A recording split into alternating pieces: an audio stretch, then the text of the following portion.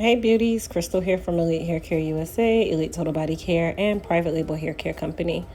So today we are doing a relaxer cut and style on my client here. She has some severe breakage happening that happened in her crown area right above the occipital bone. And she came in and said, you know what, Crystal, I just don't know what to do with it. So we gave her a couple options. And out of those options, she chose to go ahead and start with a pixie cut. So we decided to cut her down as low as we needed to cut her down in regards to the breakage that she had. And then she's going to grow it out from there. So to start the actual cut, I went ahead and just used my clippers to just take down a lot of the hair that we won't be keeping on anyway. So basically doing a preliminary cut. I don't know. Today I'm tongue-tied, you guys. So just bear with me. Now, I did give her the option of a tapered haircut where she could stay natural. But as I said, you guys, natural is a choice. Relaxed is a choice. There is no right or wrong way to do this. So I always just give my clients different options, if any, and then let them make an informed decision based on their lifestyle, based on their needs, that kind of thing. So I kind of started like I was doing a tapered cut, mainly because I wanted to kind of give myself an idea of how the slayage would be. Let me just say the slayage. And then we went straight into the relaxer. Relaxer's relaxer, you guys. It's not really much for me to tell you about the relaxer. I just kind of kept the video in there just so you guys could see that we actually relaxed it. But here's where the meat and potatoes actually came in. So I started out right where she had the breakage. If you guys notice, now that the hair is relaxed, that hair is a lot longer because it was elongated with the relaxer. And this is another reason why most times with alopecia transformations, a relaxer is typically a part of that transformation, because we can manipulate the hair. We can allow the hair will come out a lot longer. It'll lay a lot better. It'll be a lot easier to work with versus if we keep her natural, which is how she came in, already not knowing what to do with her hair or how it was going to work. Then really it's not a transformation and I'm not really helping her. I'm just kind of giving her a style and keeping her in the same place as where she started, just a little bit shorter. So this is why most times when you see stylists doing transformations with clients who have alopecia or breakage or the hair is just mistreated or damaged, typically a relaxer is somewhat required. So I tell people this all the time when they come in. If you're coming in with the mindset that, oh, you know, I want to be able to wear my hair in a short, spiky cut and it lay, but I still want to be natural at the same time. It's very complicated sometimes to offer that option.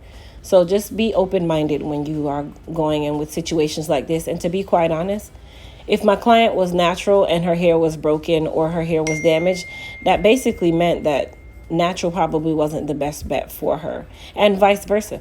If the client was relaxed and their hair was severely damaged and broken, would I say to continue on with the relaxer? No, I'd say probably going natural would be your best bet, because that is the one that will allow you to just be free with it. Whereas relaxer, it requires you to actually care for it. So keep that in mind when you're making your decisions, you guys. That's all. There is no right or wrong to this.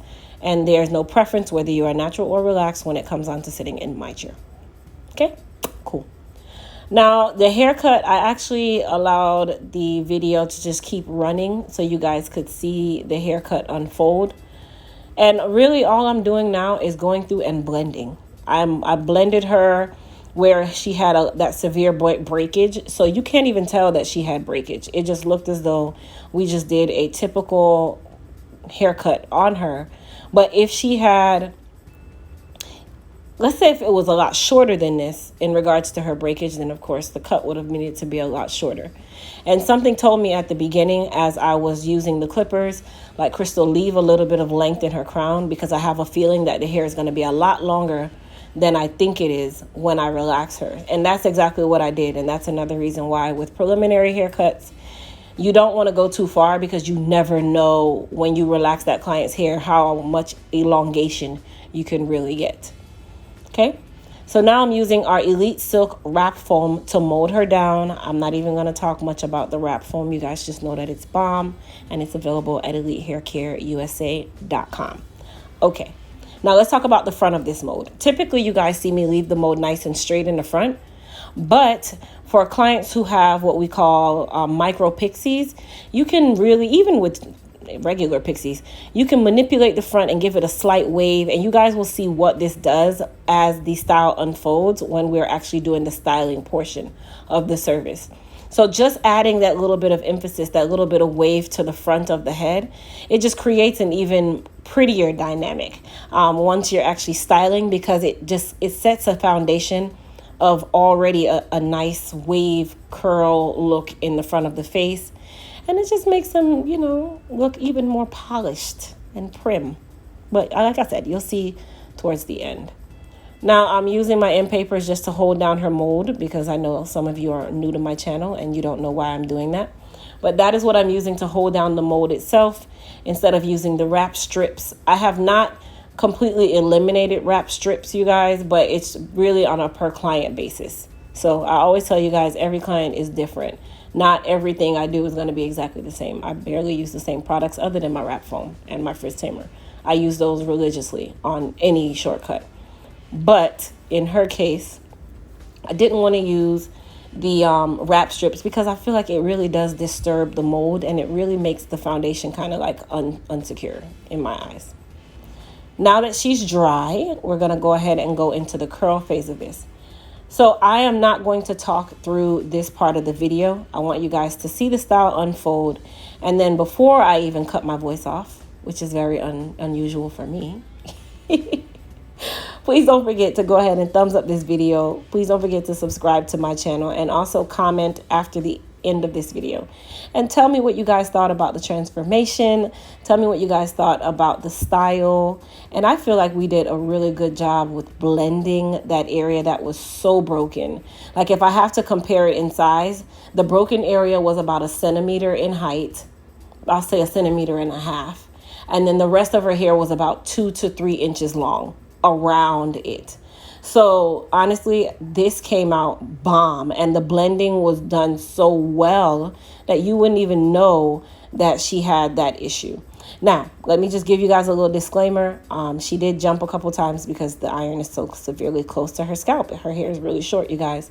So let me just go ahead and put it out there. Like, I didn't try to burn her, but it's really close to her scalp, and she's freshly relaxed. So sensitivity is definitely going to be there.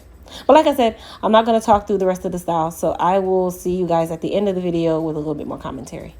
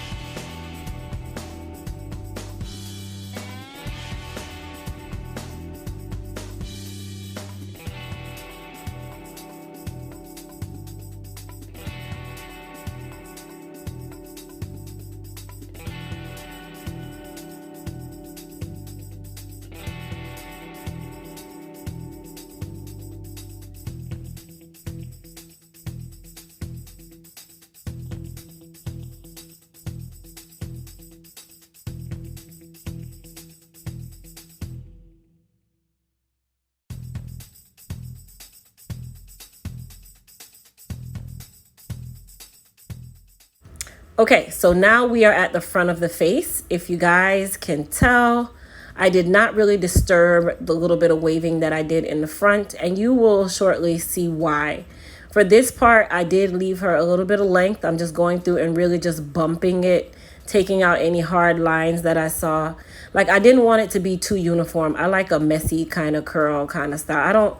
I don't like uniform curls and uniform rolls. I try to keep it as neat as possible. But you want it to look free. You want it to look like a natural flow and not a forced flow.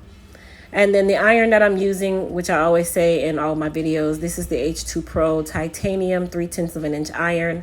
The link to this iron is in the description box down at the bottom, where you'll be able to get this iron on Amazon. I'm trying to include links to all the products or tools that I use that do not or are not a part of the Elite Hair Care line. So all of those different items that I used, you guys will be able to get the links down in the description box. So now all the curling is done, and all I really wanted to do was just kind of break it up a little bit. I sprayed a little bit of goddess polish on her hair, and then a little bit of very light holding spray, and then just kind of just went through and just combed it and blended it out. But honestly, guys, this is the finished look. Well, when I turn her around, now you'll be able to see what I was talking about with the slight waving in the front. It just makes it so much easier where I didn't have to force that look. So that's another alternative for you guys when you are doing your molds as well. But like I said, you guys, comment, tell us what you think, and thanks so much for watching.